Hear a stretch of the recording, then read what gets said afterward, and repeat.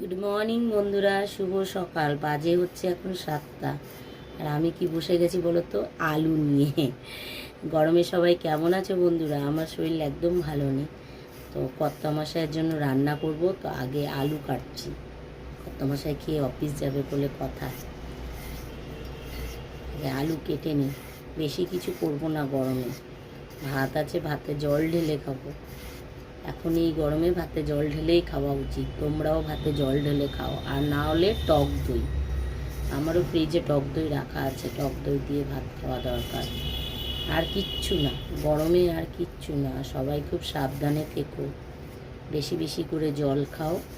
আর বাইরে বেরোলে মুখ পুরো ঢাকা দিয়ে বেরিয়েও, নাহলে কিন্তু প্রচণ্ড গরম পড়েছে। এই গরমে সবারই অবস্থা খারাপ হয়ে যাচ্ছে।